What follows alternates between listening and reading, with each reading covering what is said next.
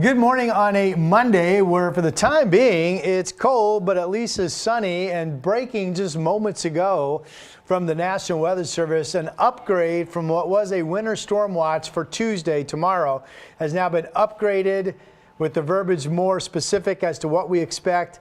It is now an ice storm warning starting tomorrow afternoon at 1 o'clock for the potential of accumulating freezing rain. Chris? Yeah, so we've got the updated graphic. It includes a large chunk, obviously. The viewing area includes the Upper Hood River Valley, Skamania, Clark, Cowlitz County.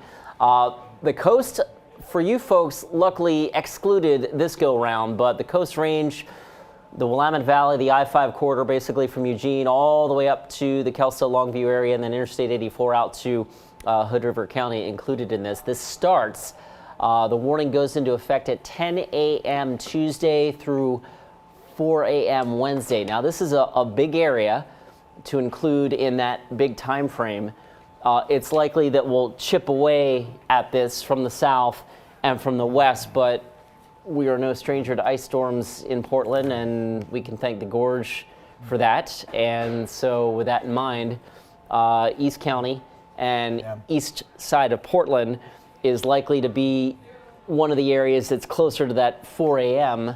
in terms of thawing out, and areas to the south and west will probably warm up enough sooner to see that icing threat minimized. But that's the latest, just coming in in the last 20 minutes or so. That warning, or I should say that watch, upgraded to the ice storm warning. So here we go again. And keep in mind, one of the stories for the weekend, which was, I felt like the weekend storm was pretty well projected, not only by Chris McGinness and our weather department, but the National Weather Service and other outlets in general. And the big story of the last Saturday was, we were telling you freezing rain here, sleet here, snow sleet mix here, snow there. This time, at least the headline is quite simple. It's expected to be straight out freezing rain, ice accumulation. Outside of our futurecast models have been showing maybe some flurries or light snow in the morning. Maybe a dusting, like a quick dusting, and then a transition to freezing rain. Absolutely. And then just all ice. Let me bring up that graphic. Just, I mean, folks, probably you've heard this a lot. And while you're doing that, let me tell people what you're looking at right now is the wind advisory that's in play right now, currently into tomorrow. And that's for east winds coming out of the gorge. We've been gusting to 40 plus at Troutdale this morning, and there continues to be that threat of just high winds racing out of the gorge. Okay, Chris, what do you got? So we can walk through that in just a few minutes, but here's essentially the setup for various kinds of wintry precipitation, right? The precip falls out of the clouds, it's below 32 degrees, so it's snow. But what happens in these events is that you get a warm layer coming in above the ground.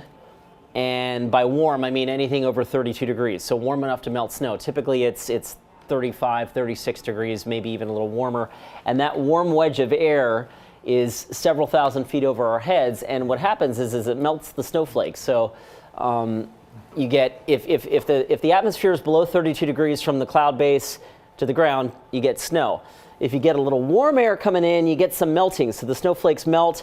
And then there's enough cold air beneath that warm layer to refreeze that raindrop into sleet. And so that's a lot of what the Portland metro area saw on Saturday, was sleet. It was more snow to the north where the depth of the cold air never was challenged, right? But in Portland, we had that warm layer coming in, and that's why we switched over to sleet. Now, as that warm layer gets thicker, the raindrops have less and less opportunity to refreeze before they hit the ground. And in some cases, this warm layer can be as little as 1,000 or 1,500 feet over our heads. I mean, what that means is that the cold air is right down near the surface, and then you go up aloft and it's above freezing. So these raindrops then hit the sub-freezing temperature surfaces, and they refreeze. And that is essentially freezing rain threat. And out of all the wintry precipitation types, freezing rain, of course, is the worst because it gets everywhere, and it's a skating rink. It's a literal skating rink, and so that's the big concern for what's coming in during the day tomorrow, and especially tomorrow afternoon and evening. And then also, as in our newsroom meeting this morning, and one thing I pointed out was, think about it, when it starts to snow, you're like, oh, it's snowing, it's starting to stick. I've got to get to the grocery store. I've got to get home. I want to get home before it gets bad. But the second this becomes freezing rain, it's bad. Yeah. I mean, literally the second it becomes freezing rain, everything ices over and it's bad. So you don't really have that moment to go, oh, it looks like it's starting. I better get some things done and get home. No, you need to be home, if you can at all, before the change from any flurries in the morning switches over to freezing rain. And along those lines, I know this is, a holiday for most folks, the Dr. Martin Luther King holiday today on a Monday, but the Salem-Keizer district and the Dallas district have already canceled class for tomorrow, for Tuesday, and in fact, I got to go. Yeah.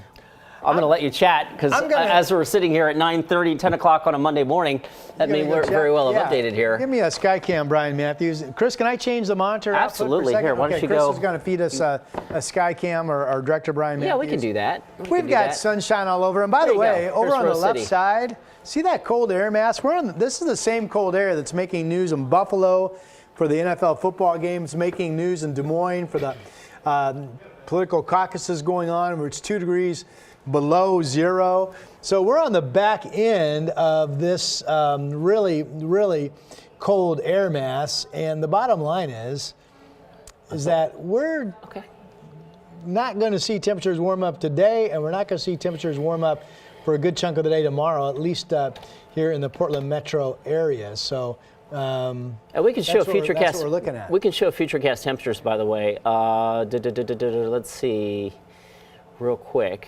And then we'll circle back to that question that our producer in the booth just got. But just real quick, here's a look at futurecast temperatures through the day today and beyond. So this afternoon, futurecast doesn't really like Portland getting out of the 20s. I think we had us at 30 for a high-ish today. That's wishful thinking. You probably have to be in a spot where you're not getting east winds consistently to have a chance to get up that warm. It shows Longview at 34. They're not in the gorge outflow spot, for example, up in Longview. So the next thing, how's the mic doing, guys? Okay. All right, we can switch that out. Okay, so this afternoon with Futurecast, we'll let the clock roll. Obviously, we get back down to 20, 22 degrees tomorrow morning. Salem, I mean, there could be some pockets in the teens, if the wind subsides. Oh, Portland probably stays up a little bit because the wind is gusty through the night. But let's let the clock roll through the day tomorrow. Futurecast has us getting up to near 32 degrees, which isn't entirely out of the question. But the point is that, as we get into the day and precipitation starts falling, it's likely that the temperature probably drops a degree or two. This is interesting right here, isn't it? We still have the east wind out of the gorge. Yeah, this is. I'm not so sure about Corvallis. Obviously, that's possibly a little suspect. But it also speaks to Corvallis is kind of nestled in the hills of the Coast Range. So, our modeling. This is pretty high resolution modeling. It gets down to like 4 kilometer, which is not bad. And it picks up some of those nooks and crannies in the Coast Range, those coastal valleys, which could remain, locked in, 1,000-foot deep layer of cold air, where the air for 10,000 feet above is above freezing, but that lowest 1,000 feet is still, at freezing, which keeps the surface at freezing, and that's where we get the freezing rain. But it is interesting to see that by, Wednesday morning, Salem's already up to 46 degrees. This is 2:45 in the morning, so the middle of the night. Yeah, middle of the night for most folks. We're just rolling into work at that time, but Salem's in the mid-40s, but Portland's at 33, and I know you've got something to say about Portland.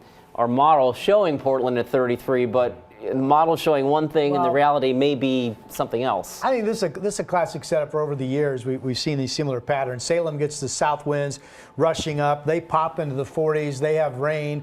Portland's still cool because of the east wind flow that's coming out of the gorge and really struggles to warm up. And then during the day, you slowly start to see Hillsborough warm up and Beaverton warm up and parts of northern Clark County warm up. But you get over to 205 and east through Troutdale and Gresham and Fairview and Camas and Washougal, closer to that cold outflow from the gorge, and it never warms up. And you literally have heavy icing there. And if you drive over the West Hills in Beaverton, it's 40 degrees and rain. Now, our modeling is showing that there's east winds continue to come out of the gorge at least into the mid-morning hours of Wednesday. And I've been doing this too long to promise anybody that east of 205 is going to see warming at any particular time on Wednesday. To me, that's a classic case. You folks will warm and that east wind shuts off.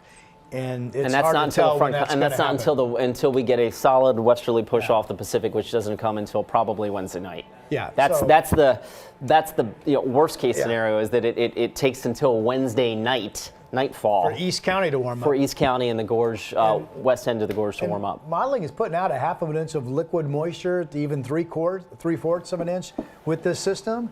So that's heavy icing. I mean, if you folks in East Multnomah County and East Clark County have icing into the afternoon, then we could have reports of three-quarters of an inch of ice on surfaces easy, and that's a significant ice storm without question. So somebody did, I know we talked about this briefly, but somebody did ask, what's the difference between sleet, freezing rain, and snow? Well, most precipitation in the cold months of the year starts off with snowflakes up at 10, 12,000 feet at the base of the clouds. And if the air below the cloud is at freezing or below, all the way to the ground, it stays as a snowflake. But as soon as you start getting warm air coming in, and this is about the profile in the atmosphere, right? It kind of wedges in at a certain layer, and the depth of the warm air changes as you get farther and farther away from the source of the warm air. The warm air shrinks, right? So it comes knifing in. Of course, warm air is less dense than cold air, so that's why warm air rides up and over cold air, and you get this little pocket of warmth. So again, snowflakes melt if there's enough cold air below that warm layer to refreeze the liquid. You get sleet, which is an ice pellet, right? Which is, again, a lot of what Portland saw over the weekend. Saturday, yeah. But if the cold air is not thick enough to refreeze that raindrop, and the surfaces are at or below freezing, you get liquid falling on a freezing surface, which turns into an instant skating rink. Yeah, I mean, I suppose you could almost make the case that it's at least possible that somewhere in the West Gorge, especially, there's a period of sleet before it goes to freezing rain. The gorge is under that ice storm warning, basically into Hood River, and then up the Hood River Valley, then east of Hood River into the Dalles. The local forecast out there in Wasco County actually calling for snow. And Director Brian Matthews bringing up that shot. That's Bertha Boulevard at Barber Boulevard down in the Burlingame area. If you look over the right-hand side of your screen, that's the Burlingame Fred Meyer, pretty big landmark there. You can see the I-5 entrance ramp as well. And Brian's point was, hey, a lot of our streets still look like that. And so we have what I would say is, at this point, old cold air that is firmly entrenched, which means surfaces are real. So this might be one of those cases where, like, it takes a little more than just a little warming to get us out of that ice threat. And I don't want to, my intention here is not to speak for the National Weather Service, but allow me to make an assumption. The fact that this early, basically 24 hours before the event, they've switched a watch to a warning, to me says that the forecasters of the National Weather Service office are very confident in this event happening tomorrow and happening as an ice storm. Yeah. I can't say that better. It's. I mean, we are within that 20. They try to hit their advisories and warnings. Advisories or warnings within a 24-hour window, and here we are at 10 a.m. Let's show Futurecast to show the timing of the precipitation, because it is. I don't know that it necessarily starts immediately at 10 a.m. But let's show you what our modeling is showing you. And this is through the day today. We'll let the clock roll. It's the upper right-hand part of your screen. We're fine. Here we are, 6 a.m. tomorrow. Modeling, actually, this is our high-res graph model from IBM. And it shows actually the sky actually starting off maybe even partially clear in the morning. But by noontime, that precipitation shield comes in very quickly. So Lincoln County, Tillamook County, starting to get precipitation. Now, along the coast, it should be, in this case, just rain. So that's good. Coast range, different story. The salmon color certainly indicates mixed precipitation. And as that moves in, here we are at 2 o'clock. Now, this is interesting that it doesn't have it precipitating over Portland per se right at 2 o'clock. But it's coming. If it's not, it's coming. It's not. It's coming. And mind you, like, we don't want to hedge our bets too much on an hour or two of timing here, right? Yeah, I think we also do some weather reports for KXL Radio, and I don't know who the forecaster was, but they told me they had a forecaster on this morning saying, and I think this is wise, you need to be home, if at all possible, no later than noon tomorrow. What Chris just showed you indicates early in the morning. There's some dry time. If you need to run to the store and get something, maybe that something is a flashlight or some food you need to have or what have you. But noon is probably a nice round number in the Portland metro area to play it safe.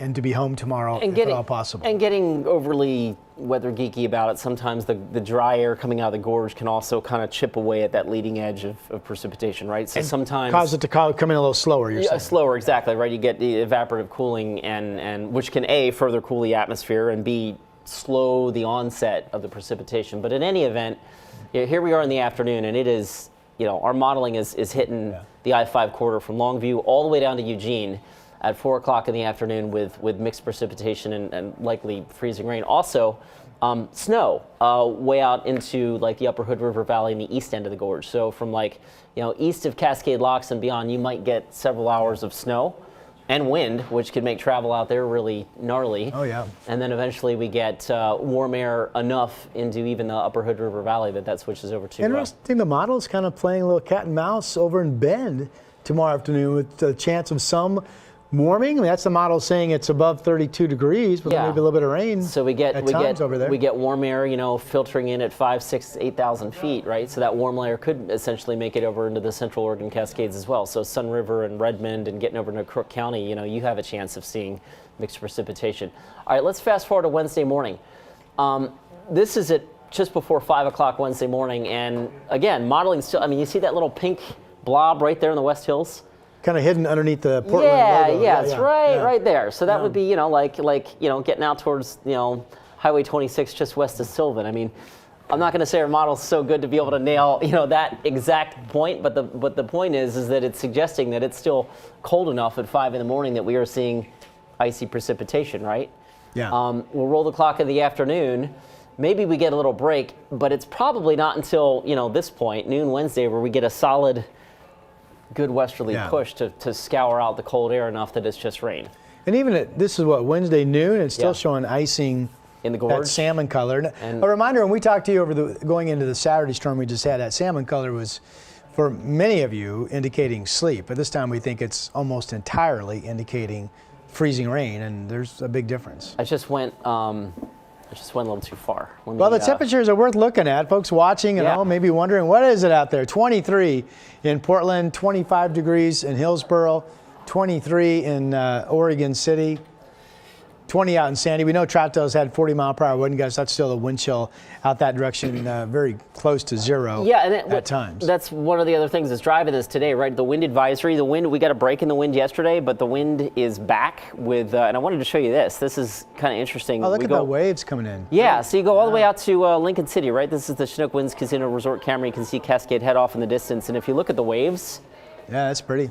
I mean, look at the waves getting just the spray coming off the waves. So the east wind is being felt. That's how you know the dune grass is iced. It's not moving. Yeah. There you go. Thank you, Director Brian Matthews. I mean, you really get a good feel for. I mean, look at the spray that is blowing from literally due east to west back out over the ocean. So the east wind is starting to ratchet up a little bit. If you're getting seasick looking at our camera, you're not alone. The camera is bopped around by those winds. Right now it's east sustained at PDX at 21, temperature 26. So that's giving us a feels like temperature of about 4-6 degrees, something like that. The wind chill 12. Wind chill 12. There we go. Okay. I overestimated that. 12. Anyway, that's the feels like temperature, as in what it feels like to your exposed skin.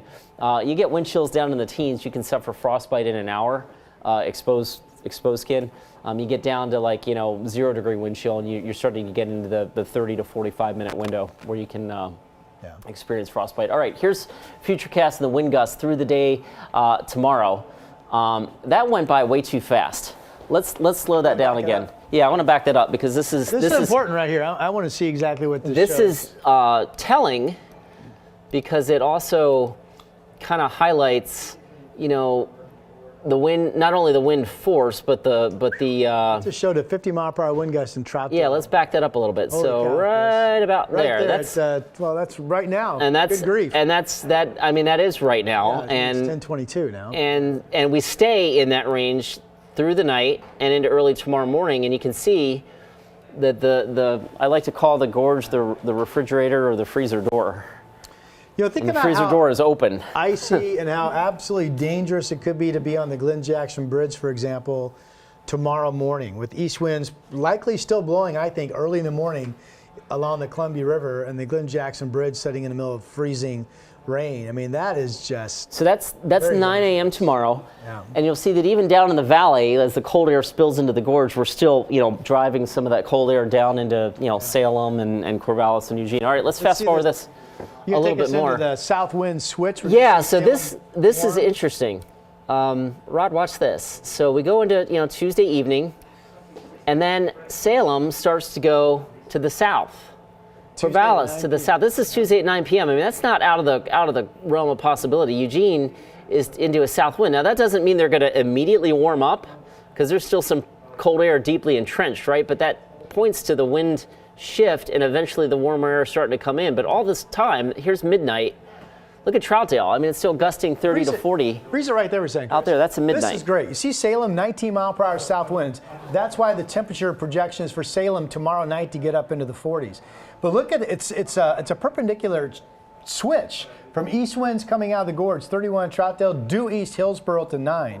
Then you got the warming at the coast. So follow the arrows if you want to know where's the cold pocket. At midnight, cold pocket Hillsboro, Estacada, Troutdale, wherever the winds are blowing east, here's the warming coming up. So that's really telling and really fascinating. And then we can roll this out just a little bit farther, and you'll see that Troutdale stays east for quite a while. We'll let that clock toggle into here we go. Let's go to 6 a.m. 6 a.m. Yeah. So now Salem is showing a strong south wind gust. 34 miles per hour there, and here's Troutdale still blowing at 30.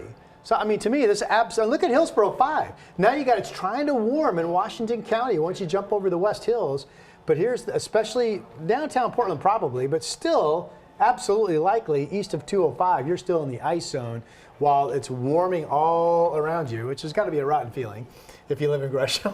It will happen. The neighbors are warming and you're not. It will happen. The other thing to point out here is with that much ice accumulation, potentially into the wind, we run into power outages, down power lines, down trees, and all whatnot. That we're still dealing with the cleanup today with, right? So there's 10 a.m. Yeah. Hillsboro southwest to 25, Salem 30. Again, this is 10 a.m. on Wednesday. So at that point, most of the valley is probably out of the severe wintry weather threat, and we're transitioning to warmer weather and just rain, and we're thawing out. But again.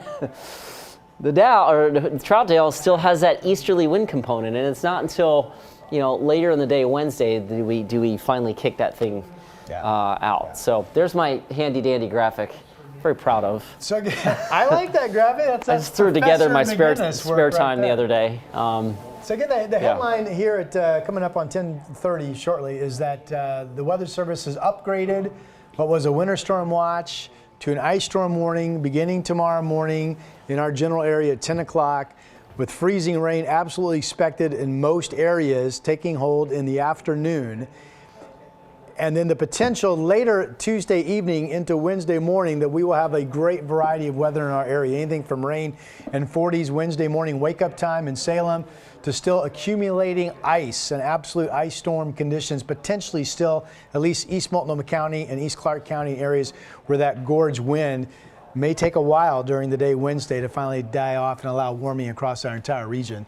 Everywhere in that purplish color there is included in the ice storm warning. So big area from Skamania County all the way down to Lane County. Not the coast this time, but the Coast Range for sure. The Willamette Valley, I-5, Eugene to all the way up to Kelso Longview. Yeah. Well, we always thank you for paying attention to our forecast here at KGW TV. And I'm Rod Hill. This is Chris McGinness, who's going to bid you a fair day. Yeah, have a fair day. What he said. We'll see what the models show us tomorrow. Hopefully they warm up. Yes.